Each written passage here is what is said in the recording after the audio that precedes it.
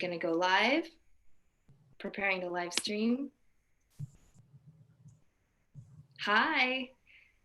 Hi.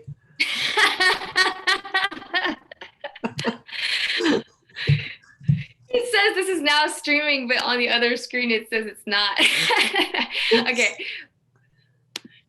Welcome to Energy TV. We are so excited to have here with us. This is now streaming, but on the other screen it says it's not. Okay. All right. Welcome to Energy TV. All right. There's a nice clunky start, but we'll edit that out. All right. Ready? Sure. Okay. So welcome everybody to Energy TV. I'm so excited to have with us here our amazing guest, Nancy Voss. She is a voice coach, speaker, thought leader in the field of voice, and author of 3 best-selling books on singing as a professional singer and is a professional singer, and currently director of operations for the Voice and Speech Trainers Association. Where she has taught voice and performance for 23 years, including serving on the faculty for Cornish College and Seattle Pacific University. So this is the time. We are potentially getting zoomed out. So how can you be as engaging as possible on the camera, as she would say, act for the camera, right? And learn how to engage the audience virtually. So this is super exciting. So happy to have you. Nancy's been a client, she's been a colleague. We're neighbors actually across the bay. Down by the bay. Over there. Anyway, we exchange baked goods. Yeah, we go way back. So, so excited to have you here. And why don't we share first? Like, did you always know? How did you get into voice? Like, did you know you just had to sing since you were young, or how did that go? Yeah. Well, I think that singing is just a part of how I've always expressed myself. I remember one of the rules at the dining room table was you cannot sing during dinner, right? Maybe that wasn't a rule at your dining room table, but some of us just can't stop from singing when we're little. And that gets nurtured in our society. It's like, oh, you should join this choir, you should join that choir, you should try out to the musical, things like that. And so what might just be a human need to sing becomes a trained performer through our school system. And so that's the process where I went from being a human who sings to a singer and also a performer, right? And then along the way, as you become more and more adept at performing, you have to become more and more adept at acting. And so I've gotten some chances to train in that direction too. I'm not drawn to performing and acting, but it is part of the package of being a singer. Interesting. Just kind of by default. Yes, it's just the way our culture works right now. Huh. And do you agree with that? No. Are you passionate about, so you've always been passionate, you would say? No, yes. Because you've gone through phases. About singing, always passionate. But about voice in general, how we use our voices. I think all of us are critics inside, right?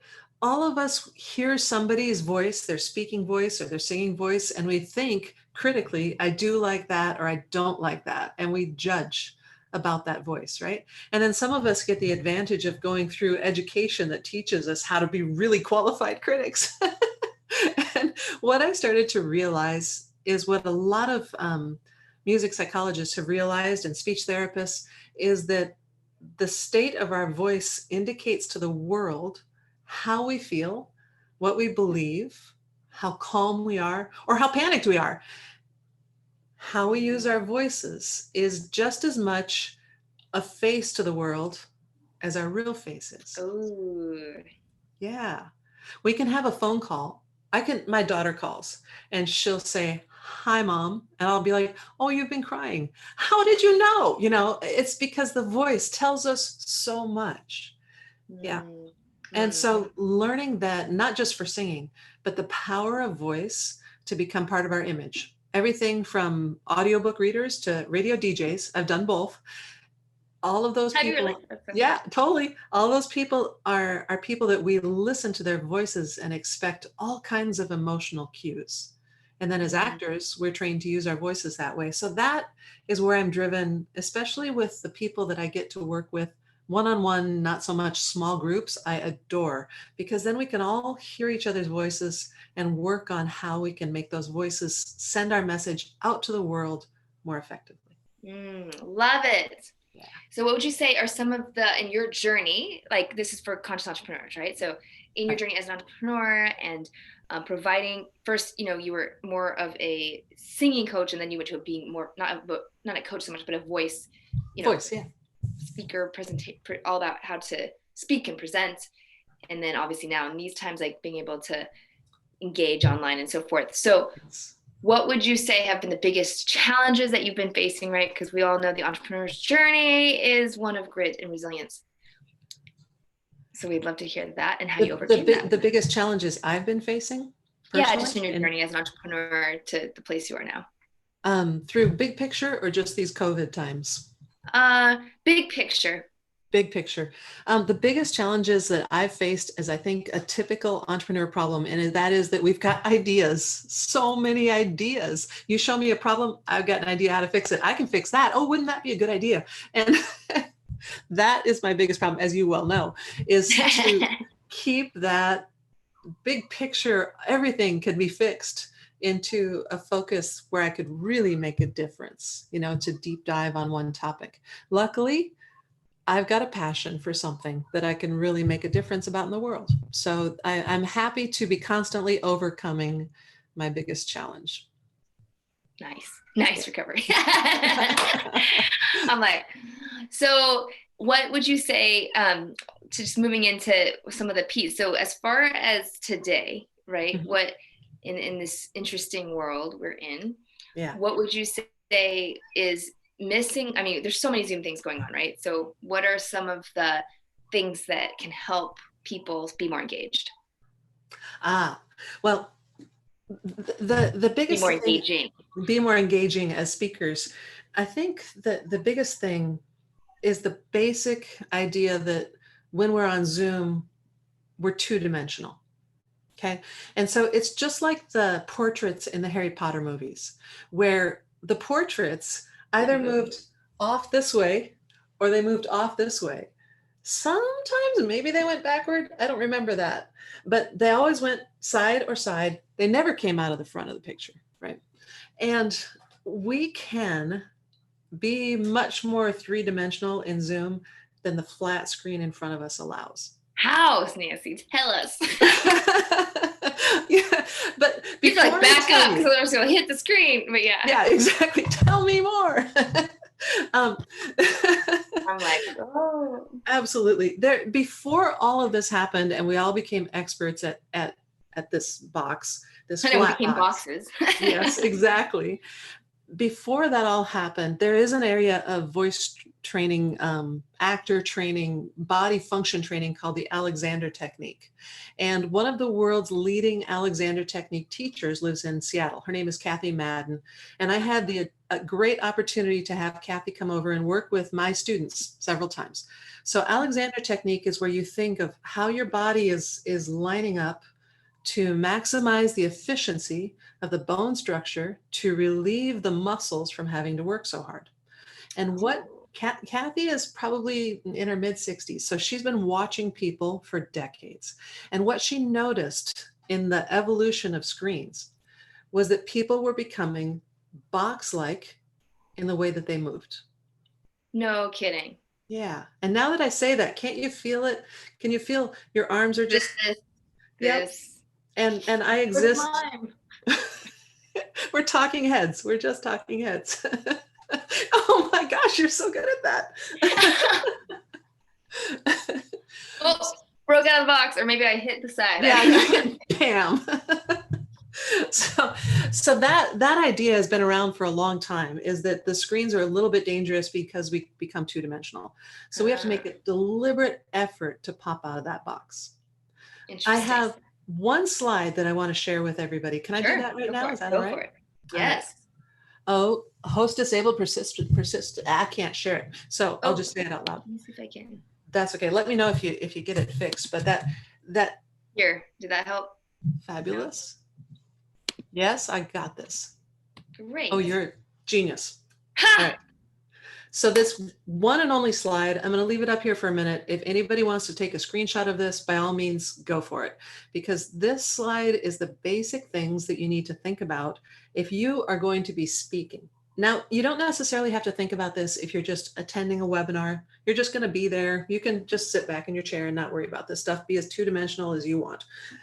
But if you're the one who's making money from talking to these people, then you owe it to them to do the best that you can in each of these situations.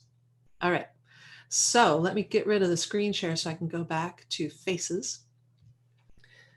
The first one on there, layer one, setting the scene, is something that we've all figured out, hopefully, in the last 8 weeks. Now, I have to say that I was at a meeting last week where there was a woman who was, maybe this much of her was showing, and the light was behind her, and it just looked like a straight out of a horror movie. Like she was going to come up with a shining knife any minute, you know? It's like, this is not the scene that I want.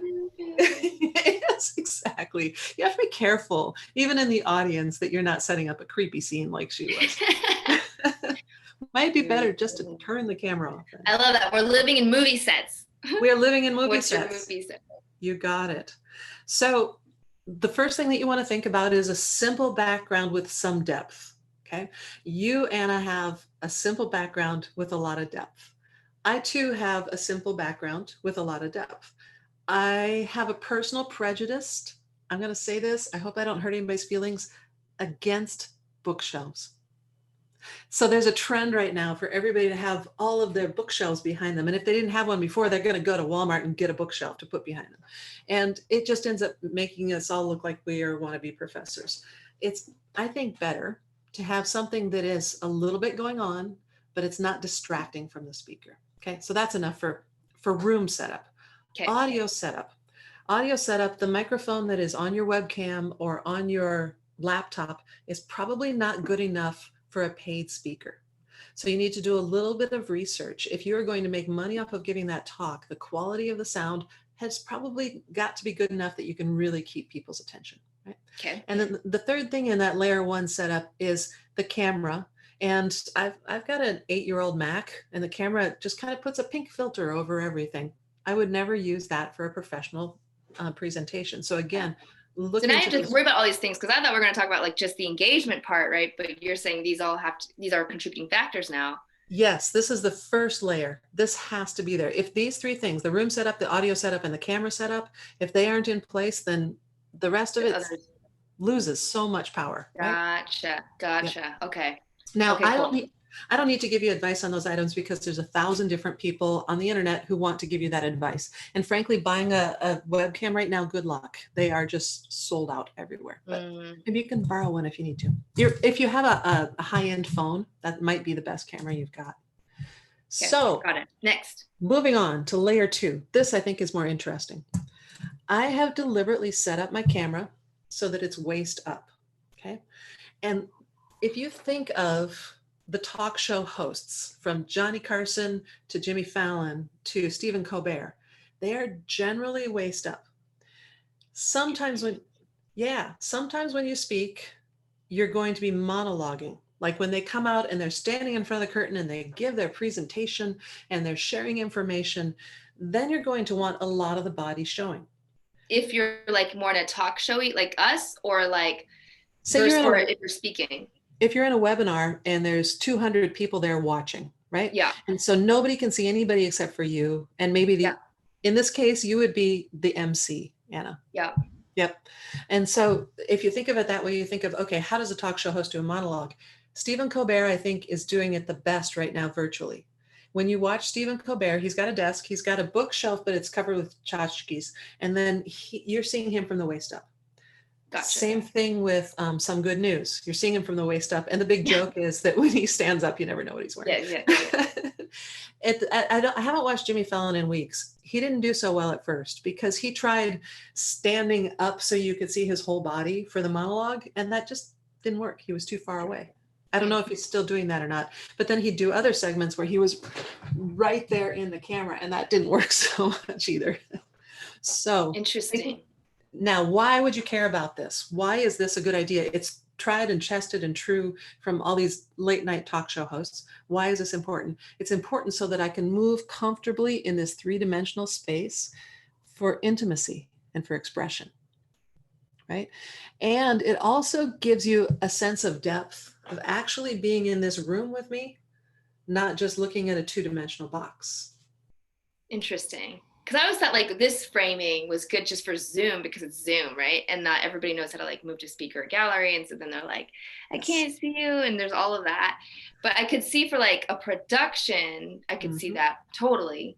Yep. What do you think if you're speaking to like a go-to webinar? Yeah, I think that the higher the stakes, the more you should look like Stephen Colbert. The higher the stakes, the more you should look like the late night talk show host.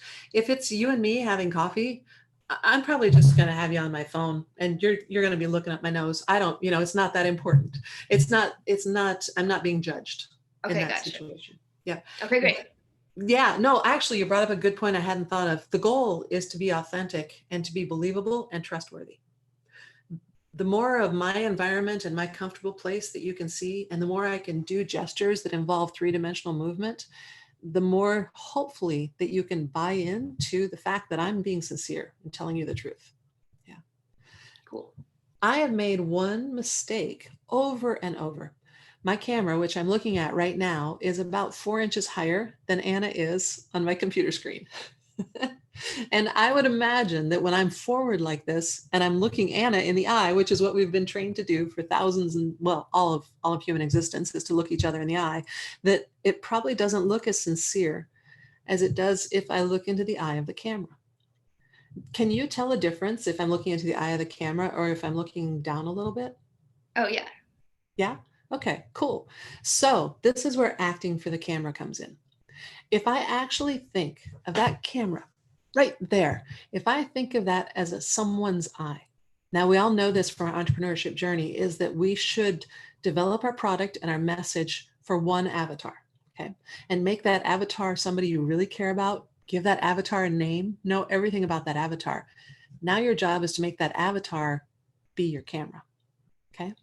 Some people actually take a picture of a person and put it over the camera with a hole in the middle of it for the camera, right? And so now you've got a person there on that camera that you're talking to, okay?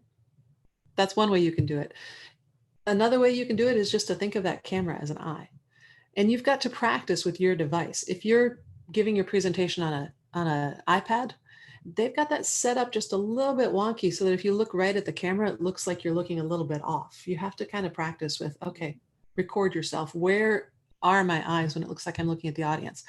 So the safer thing is to have this space so that I can maybe look down at the notes that are on my screen. I can check out the people that are in the room, and where my eyes are isn't quite as obvious because I'm further away from the camera.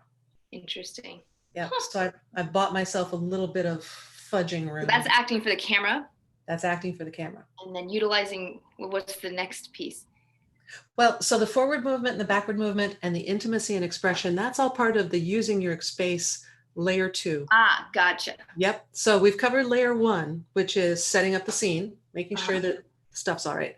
Layer 2, using your space, forward, backward, why you would want to do that for the authenticity and for the ability to look somebody in the eye.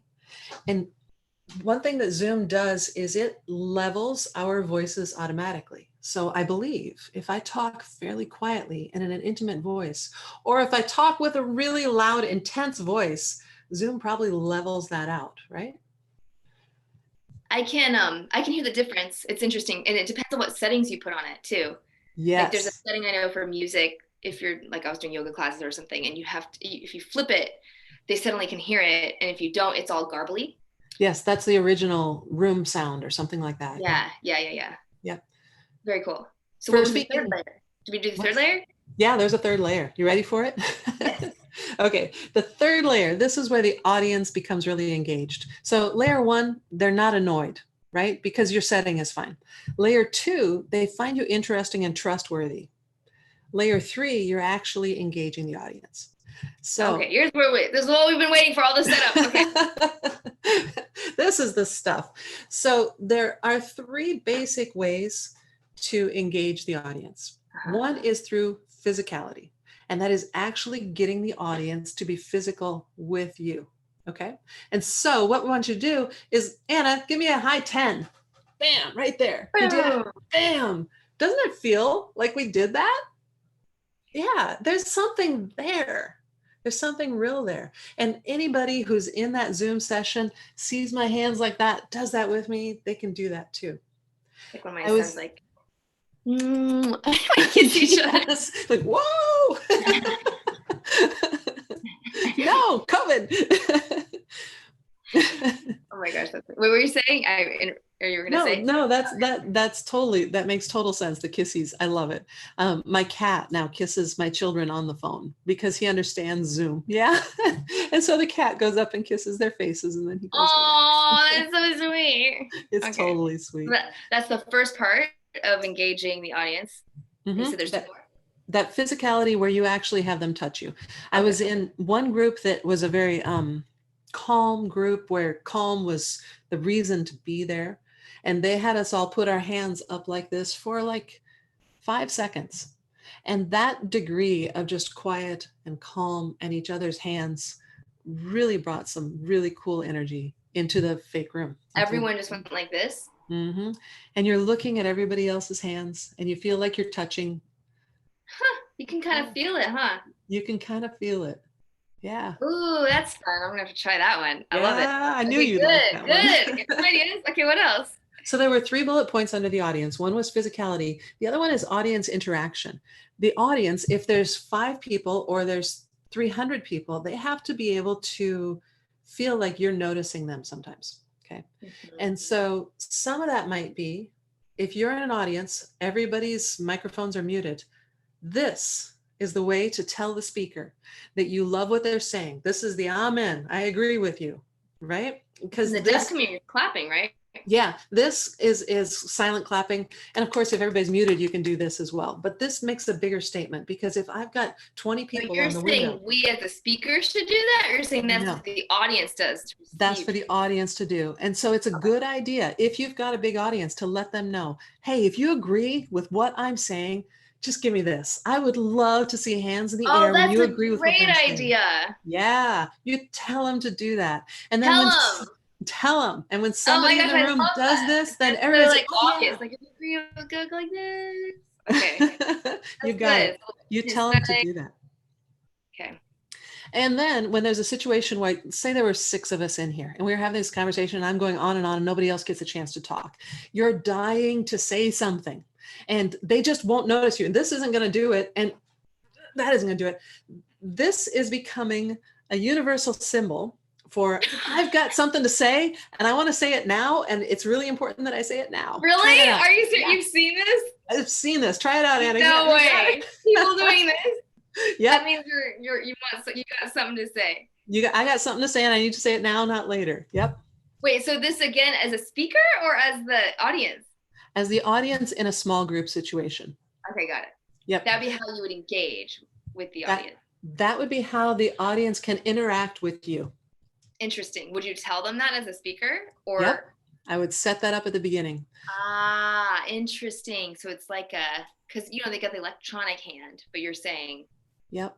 You can that electronic hand, I don't know. It's cool. Some people really like it. It only works if it works for like crowds over 100 to 500. It's impossible to scroll through.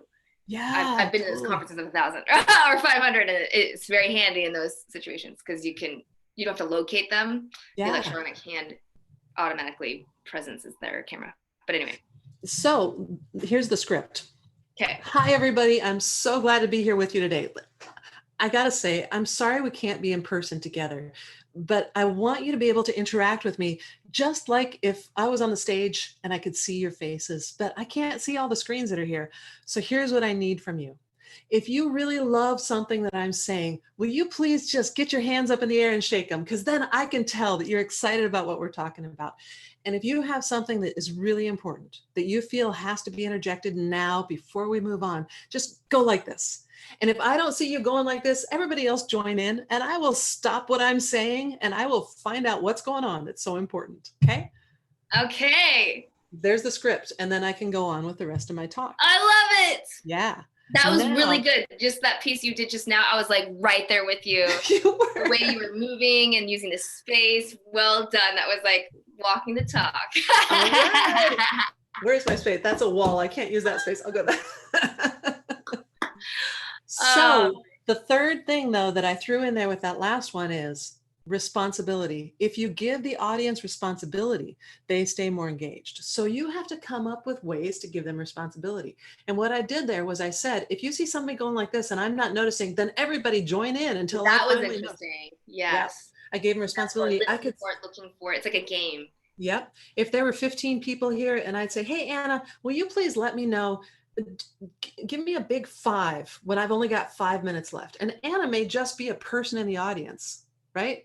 But you're going to give me a big 5. Now it's your job to run my talk. And if you could say, hey, John, I'm going to ask the audience this question, but I'm a little bit distracted by giving the presentation. I'm not going to be able to record all the answers. Could you check out the chat, John, for me? And in about 3 minutes, I'm going to ask you what people said. Right? Nice. Now, and that's a good, there's like no one already there doing that, right? Usually there's like a host or moderator or something, but yeah. Even if there was, you still give John the responsibility. Ooh, and like so someone in the audience, just because. Just because. Oh, interesting. So then it just has them have, get more skin in the game. Yes, that's it. More skin in the game. Interesting. It's like a joke. That's so great. I love that. That's good. That's good. Yeah. Awesome. So that's my 3 layers. I got Yay, I love those layers. I am using the space. Visualize that. And then engaging the audience. Yeah. What about gestures? I love gestures. So too many, too little. I prefer actually to present standing up. But in my current situation, I don't have a good way to do that. Okay. When the store is open, I think I'm going to get a standing desk because my energy is so much better when I can use my legs. Better. Yeah, I hate sitting. Yeah, exactly. I'm sitting now, but I too. My standing desk though has a really crappy background, so it's like you have to pick one. Yeah. So I would say that the risk of standing is that you walk outside of your box, right? You got to stay within the box, but figure out where the box is, how far you can go. Is fine, you think? I love it. I love it. There's one risk if you're a hand talker and your hands are in front of your face, right? Then that becomes a distraction. So keep your hand talking. Nothing. So what I'm trying to say is, my hands a lot, I guess, apparently. Yeah, keep your hands away from your face and then you should be fine. Yeah. Okay, very good. So good. So there's a few people watching right now. So if you are watching this, if you have any questions, please put them in the comment box and we can do that. Otherwise, I should have said that earlier and then asked my questions. I could have bought some time. I got too busy. That was intentional. See, that is another layer, the forgotten layer. Yes. Make sure to cue people ahead of time. Give them the responsibility of typing in the box. Yes. Yeah. So I'm going to do this. So even if later on people can add questions there as well. And I would love to hear from people later on who watch this video. I would love to hear if they felt the change of energy when I move forward and maybe talk a little quieter, as opposed to when I move back here. Do they feel like I'm engaging them in real space and they feel that energy change? Or is it just fine to just be in one spot and to just not move as much? I want to hear people's thoughts about that. I can give you my thoughts, but we'll give some time too. So yes, comment below if and that too, if you have a difference. So just here, it's kind of like a vote from the poll here, or the intimate and quiet, or the louder and out here. That's so interesting because I just talk loud all the time. It would be good to undulate. Oh, went out of the frame. So I got to say, you're not allowed to go out of frame because then that means your world is bigger than ours and we don't like that. This is so good. How can people learn more about you, Nancy? How can they get in touch with you? What would you say is like the number one action or step that entrepreneurs can take when it comes to really engaging audiences virtually? Well, the way to find out more about me is to visit my website, which is nancyboss.me. Boss, B-O-S, like Boston, nancyboss.me. It's my speakers page, but I'm now building it out a little bit more as my coaching page as well. So if you sign up for the mailing list there, I can let you know when my next virtual training, which will happen in June, when my next virtual training that'll go into a little more detail on this stuff, and we can do some small group work so that everybody can see what everybody else is doing, like what Anna and I have been able to do here. So that's definitely a way that I can provide more. As far as We'll next put that steps, website below so you guys yeah, can just also click on it. fabulous. Okay. And as far as next steps, I would say the next step is for you to set up a solo Zoom and you try these things out. You mess with your camera height.